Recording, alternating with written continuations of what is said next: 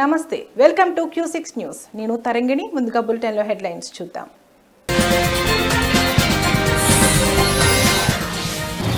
కల్వకుంట్ల కవిత సంచలన వ్యాఖ్యలు. బీఆర్ఎస్ ను బీజేపీలో విలీనం చేసే కుట్ర జరుగుతోందని ఆగ్రహం.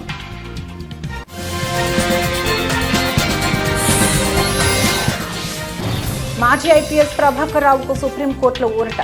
ప్రభాకర్ రావుకు పాస్పోర్ట్ ఇవ్వాలని కోర్టు ఆదేశం.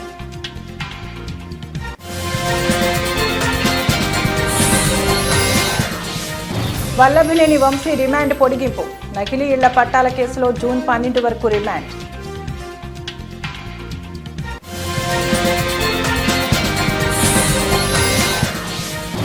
వాయుగుండంగా మారనున్న అల్పపీడనం. ఏపీకి తుఫాను ముప్పు.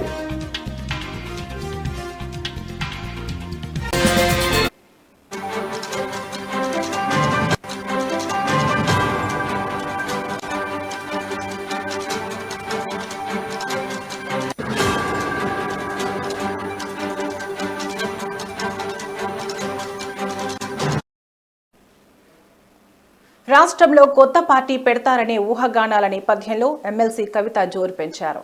బీఆర్ఎస్లోని అగ్రనేతలే టార్గెట్గా ఆమె విమర్శనాస్త్రాలు సంధించారు. ఇవాళ కవిత మీడియాతో చిట్చాట్తో మాట్లాడారు. దేశం బయట సోషల్ మీడియా, మొబైల్ ఫోన్లు పెట్టుకుని తనపై కొందరు కుట్రలు చేస్తున్నారని ఆరోపించారు. ఆ తెలివితేటలు ప్రతిపక్షాలపై చూపించాలని, తనపై కాదని హితవు పలికారు. తనకు నీతులు చెబుతున్న వాళ్లంతా రాష్ట్రంలో నీళ్ల వివాదంపై మాట్లాడితే బాగుంటుందని ధ్వజమెత్తారు.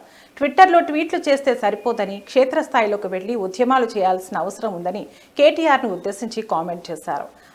ఆడబిడ్డ మీద పెయిడ్ ఆర్టిస్టులతో మాట్లాడిస్తే ఏం రాదని, తాను అసలే మంచిదాన్ని కాదని, నోరు విప్పితే తట్టుకోలేరని స్ట్రాంగ్ వార్నింగ్ ఇచ్చారు. కేసీఆర్ను కొందరు తామే నడిపిస్తున్నామంటూ ఫోజులు కొడుతున్నారని, కేసీఆర్ను నడిపించేంత పెద్దోళ్లా మీరు అంటూ కవిత ఫైర్ అయ్యారు.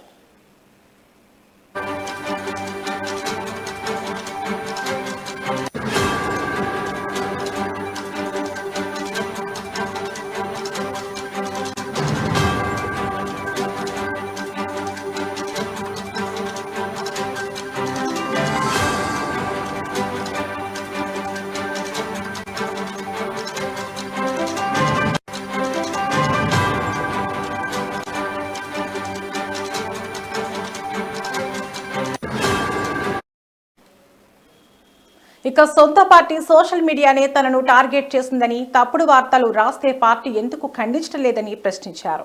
తన డిమాండ్ ఒక్కటేనని, తాను తన తండ్రికి రాసిన లేఖను ఎవరు లీక్ చేశారో చెప్పి తీరాలన్నారు. కేసీఆర్కు నోటీసులు ఇస్తే ఎందుకు నిరసనలు చేయడం లేదని అన్నారు. అదే మరో నేతకు నోటీసులు అందితే అప్పటికప్పుడు హంగామా చేస్తారని ఆగ్రహం వ్యక్తం చేశారు. తాను వాళ్లలాగా చొచ్చర రాజకీయాలు చేయనని, హుందాగా ఉండే వ్యక్తినని అన్నారు. నిజామాబాద్ ఎంపీ ఎన్నికల్లో వెన్నంటే ఉండి సొంత పార్టీ నాయకులు తనను ఓడించారని ఆరోపించారు. బీఆర్ఎస్ పార్టీని ఎలాగైనా బీజేపీలో విలీనం చేసే కుట్ర జరుగుతోందంటూ సంచలన వ్యాఖ్యలు చేశారు.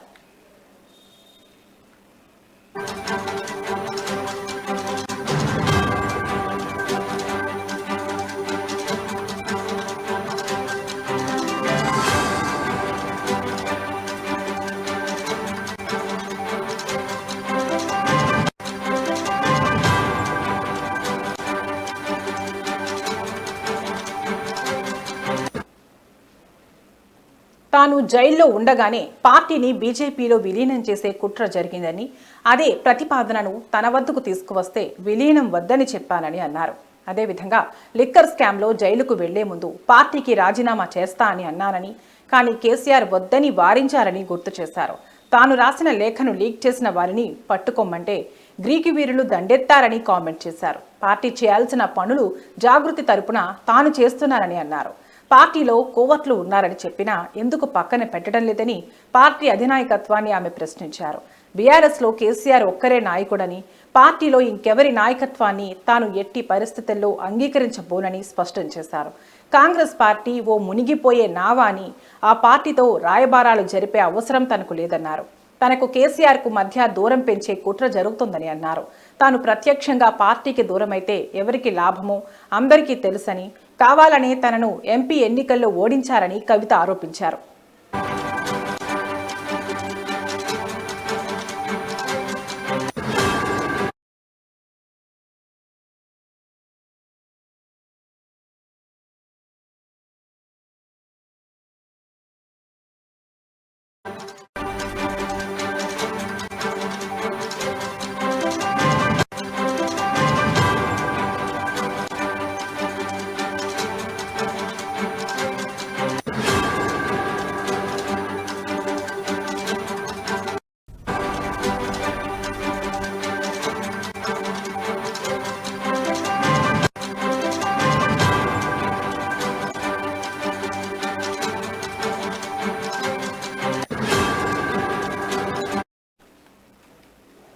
Breaking news. సంచలనం సృష్టించిన ఫోన్ ట్యాపింగ్ కేసులో ప్రధాన నిందితుడిగా ఉన్న ఎస్ఐబి మాజీ చీఫ్ ప్రభాకర్ రావుకు సుప్రీంకోర్టులో ఊరట లభించింది. తదుపరి ఉత్తర్వులు ఇచ్చే వరకు ఆయనను అరెస్టు చేయవద్దని సుప్రీంకోర్టు ఆదేశించింది. ప్రభాకర్ రావుకు పాస్పోర్ట్ ఇవ్వాలని ఆదేశించింది. పాస్పోర్ట్ వచ్చిన 3 రోజుల్లో ప్రభాకర్ రావు భారత్కు వచ్చి విచారణకు సహకరించాలని ఆదేశించింది. ఈ కేసులో ప్రధాన నిందితుడిగా ఉన్న ప్రభాకర్ రావు అమెరికా వెళ్లిపోయారు. తనకు ముందస్తు బెయిల్ మంజూరు చేస్తా తాను భారత్కు తిరిగి వస్తానని కోరుతూ గతంలో ఆయన హైకోర్టులో పిటిషన్ దాఖలు చేశారు.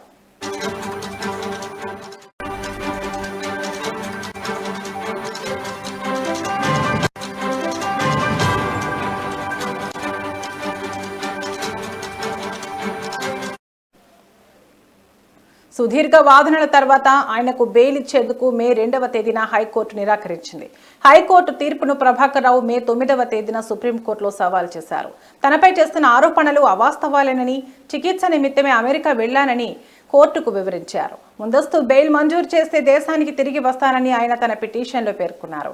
ఈ పిటిషన్పై ఇవాళ విచారణ జరిపిన సుప్రీంకోర్టు ఆయనపై కఠిన చర్యలు తీసుకోవద్దని ఆదేశిస్తూ తదుపరి విచారణ ఆగస్టు 5కి వాయిదా వేసింది.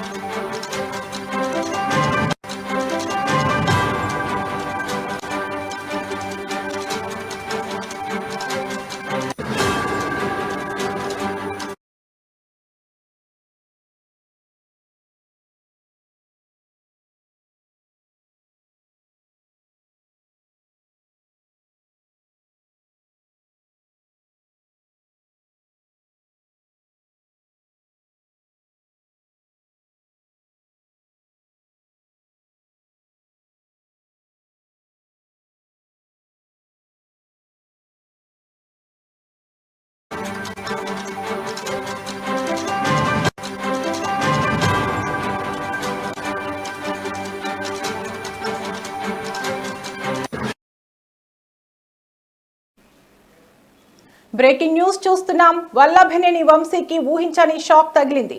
వల్లభనేని వంశీ రిమాండ్ పొడిగించారు. జూన్ 12 వరకు రిమాండ్ పొడిగించింది న్యాయస్థానం. నకిలీ ఇళ్ల పట్టాల పంపిణీ కేసులో రిమాండ్ ముగియడంతో వంశీని వర్చువల్ గా న్యాయమూర్తి ముందు హాజరుపరిచారు పోలీసులు.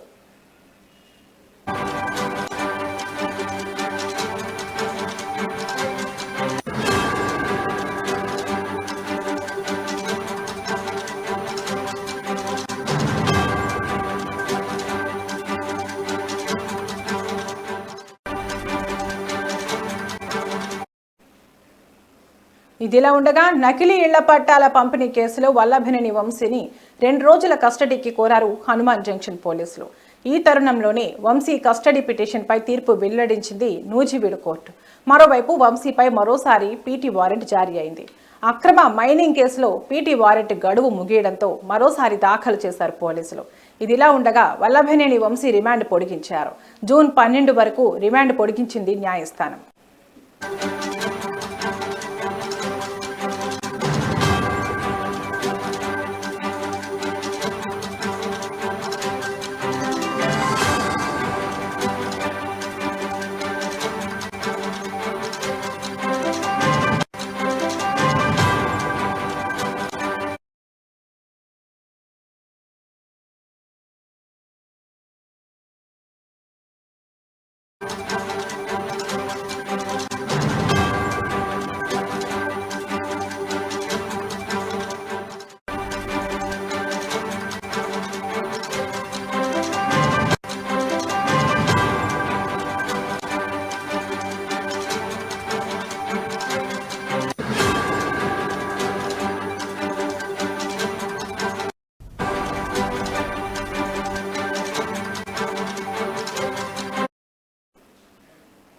బ్రేకింగ్ న్యూస్ చూస్తున్నాం. ఈ ఏడాది నైరుతి రుతుపవనాలు 10 రోజుల ముందుగానే తెలుగు రాష్ట్రాల్లోకి ప్రవేశించాయి. అంతేకాదు వేగంగా కదులుతూ 3 రోజుల్లోనే అన్ని జిల్లాలకు విస్తరించాయి.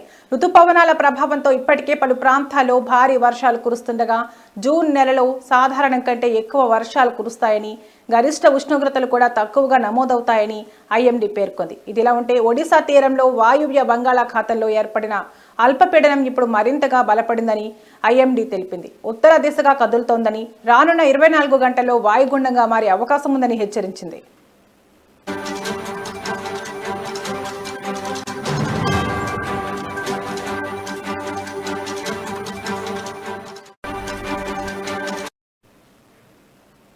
ఈ వాయుగుండం క్రమంగా తుఫానుగా మారే అవకాశాలున్నాయని వాతావరణ శాఖ తెలిపింది.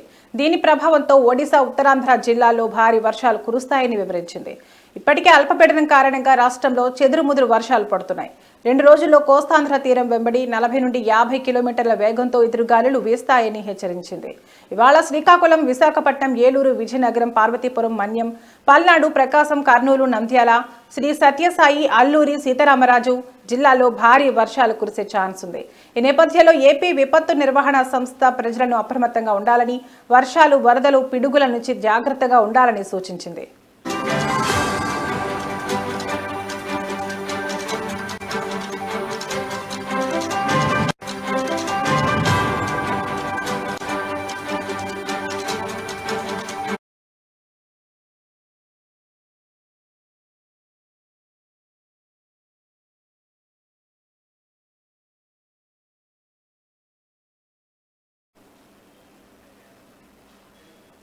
డాక్టర్ బిఆర్ అంబేద్కర్ కోనసీమ జిల్లా రావులపాలెం మండలంలో వైసీపీ కార్యాలయంలో జిల్లా అధ్యక్షులు చెర్ల జగ్గిరెడ్డి సమావేశం నిర్వహించారు.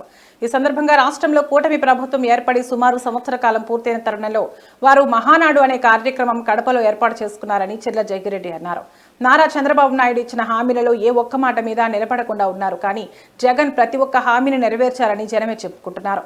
మహానాడు కార్యక్రమం అనేది లోకేష్ కి డప్పు కొట్టే కార్యక్రమం అన్నారు. చంద్రబాబు నాయుడు ఈ 9-10 నెలల్లో సంపద సృష్టించిన దానికన్నా చేసినప్పుడే దానికి రెండింతలుగా ఉంది అన్నారు. చేస్తున్న పనిని చెబుతూ జగన్మోహన్ రెడ్డి గారి పరిపాలనే బాగుందని ప్రతి ఒక్కరిని నోటంట వస్తూ ఉంటే దాన్ని చూసి వారవలైనటువంటి కూటమి ప్రభుత్వం, ముఖ్యంగా చంద్రబాబు నాయుడు గారి ప్రభుత్వం, జగన్మోహన్ రెడ్డి గారు అంటే ఉన్న భయంతోనే ఇవాళ కడపలో మీటింగ్ కడపలో మహానాడు కార్యక్రమం పెట్టారు. కడప ప్రజలకు కూడా పత్రికాముఖంగా తెలియజేస్తూ ఉన్నా, మీకు అక్కడ ఎంతమంది టీడీపీ నాయకులున్నా లేదా ఎంతమంది ఎవరో అక్కడ ఉన్నటువంటి కార్యకర్తలున్నా మీ మీద ప్రేమతో కాదు చంద్రబాబు నాయుడు గారు మహానాడు కడపలో పెట్టాడు. కడప పులిబిడ్డగా ఉన్నటువంటి జగన్మోహన్ రెడ్డి గారిని చూసి భయం వేసి అక్కడ మీటింగ్ పెట్టి ఏదో 4 మాటలు మాట్లాడి దాన్ని ప్రపంచం అంతా చూడండి మేము కడపలోనే మీటింగ్ పెట్టామని ఏదో గొప్పగా చెప్పుకుని ప్రజాభిప్రాయాన్ని మార్చడం కోసమే ఈ రకమైన తాపత్రయాలని పడుతున్నారు. ముఖ్యంగా వారు మీటింగ్ పెట్టుకుంటే మేము కూడా ఇట్లా ప్రెస్ మీట్లు పెట్టి మేము ఖండించాం. కానీ ఏదైతే మరి కడపలో రాజశేఖర రెడ్డి గారి విగ్రహం ఉంటే ఆ విగ్రహం చుట్టూ మరి ఏదైతే వారి తెలుగుదేశం పార్టీ జెండాలు, ఫ్లెక్సీలు కట్టి వారికి ఉన్నటువంటి రాక్షసాధన ఆనందాన్ని చూసి ఈరోజు మేము ఈ పత్రిక నాగర్ కర్నూలు జిల్లా తెలకపల్లి మండల కేంద్రంలో నెహ్రూ చౌరస్తా దగ్గర స్వేరోస్ నాయకులు గురుకుల కార్యదర్శి అలుగు వర్షిణిని సస్పెండ్ చేయాలని ఆందోళన చేపట్టారు. ఈ కార్యక్రమంలో స్వేరోస్ ప్రధాన కార్యదర్శి రెడ్డపాకుల శివశంకర్ మాట్లాడుతూ గురుకుల కార్యదర్శి అలుగు వర్షిణి విద్యార్థులను టాయిలెట్లు కడగాల్సిందే, భోజనం విద్యార్థుల డైనింగ్ టేబుల్ మీదకి వస్తుందని మాట్లాడటం స్పష్టంగా కుల వివక్షను ఎత్తి చూపుతున్నారని ధ్వజమెత్తారు. గురుకులాల్లో శానిటైజర్ వర్కర్లను తొలగించి ఆ పనులను విద్యార్థులతో చేయించడం దుర్మార్గమని అన్నారు. నిన్న నిదర్శనం అలుగు వర్షిణి గారు గురుకుల కార్యదర్శి అయి ఉండి విద్యార్థులను పాయికాన కడిగించాలి, విద్యార్థులను పని చేయించాలనే ఉద్దేశంతో నిన్న స్పష్టంగా మాట్లాడారు. విద్యార్థులు ఏమైనా గోరుస్తున్నా, విద్యార్థులు డైనింగ్ టేబుల్ మీద కూర్చున్నామంటే భోజనం వాళ్ళ ప్లేట్ నుంచి వస్తుందా అనే ధోరణిలో కుల వివక్షను ఎత్తి చూపుతూ మరి అలుగు వర్షిణి గారు మాట్లాడిన తీరును తీవ్రంగా స్టార్ నెట్వర్క్ నుంచి ఖండిస్తూ ఉన్నాం. వెంటనే గురుకుల కార్యదర్శి అలుగు వర్షిణి గారిని సస్పెండ్ చేయాలి. మరి కాంగ్రెస్ పార్టీ నుంచి అధికారంలోకి వచ్చిన సీఎం రేవంత్ రెడ్డి గారు మీరు అధికారం వచ్చినప్పటి నుంచి గురుకులాలను నాశనం చేసే ఆలోచనలో మీరు ఉన్నారు. ఎందుకంటే గౌరవ మాజీ ముఖ్యమంత్రి మరియు శ్రీ కేసీఆర్ గారు కర్నూలు జిల్లా ఆలూరు నియోజకవర్గంలో జరుగుతున్న మహానాడు కార్యక్రమానికి టీడీపీ ఇన్ఛార్జ్ వీరభద్రగౌడ ఆధ్వర్యంలో భారీగా తెలుగు తమ్ముళ్లు నాయకులు పాల్గొన్నారు. ఈ కార్యక్రమానికి ఇన్ఛార్జ్ తనయుడు యువనేత గిరి మల్లేష్ గౌడ్ సమక్షంలో 300 వాహనాలలో టీడీపీ కార్యకర్తలు బయలుదేరారు.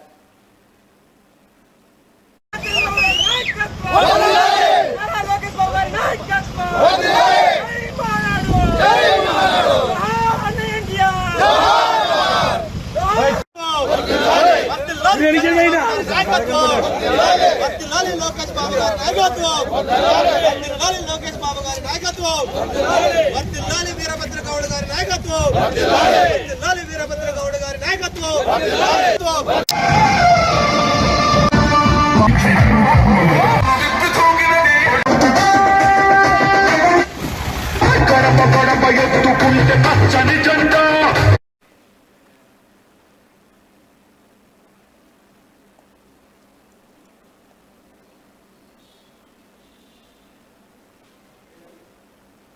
కడపలో జరిగిన మహానాడు కార్యక్రమంలో కర్నూలు జిల్లా ఆలూరు నియోజకవర్గానికి చెందిన వ్యాపారవేత్త శివప్రకాష్ గౌడ్ హాజరై తనదైన స్టైల్లో బంగారు ఆభరణ అలంకారాలతో ప్రేక్షకుల ముందుకు వచ్చి మురిపించారు. అనంతరం బాలకృష్ణ డైలాగులతో పలు ఛానళ్లకు ఇంటర్వ్యూ ఇస్తూ మహానాడు గురించి తన మాట చౌక్యంతో వివరించారు.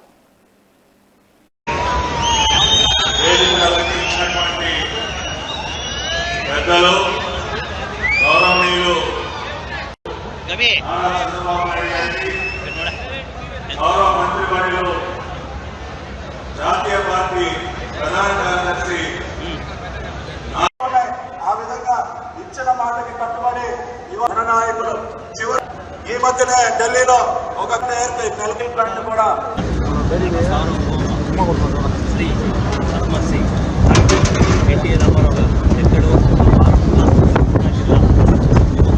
జన్మించి ఒక నటుడిగా ఎదిగి ఆ యొక్క నటనలో నటిస్తూ మరి పేరు ప్రఖ్యాతులు తీసుకొని వచ్చి తర్వాత వారు మరి ఈ యొక్క రాజకీయంలోకి వచ్చి కీర్తి విశాఖలో మళ్ళీ మన ఆంధ్రదేశమే కాదు మన ఢిల్లీ కాదు దేశం నలుమూలల నుంచి దాటి సప్త సముద్రాలు దాటి ఢిల్లీ నుంచి ఢిల్లీ వరకే కాకుండా ప్రపంచ ప్రఖ్యాతిలోని తెలుగు జాతిని పరిచయం చేసిన వ్యక్తి నందమూరి తారక రామారావు గారు.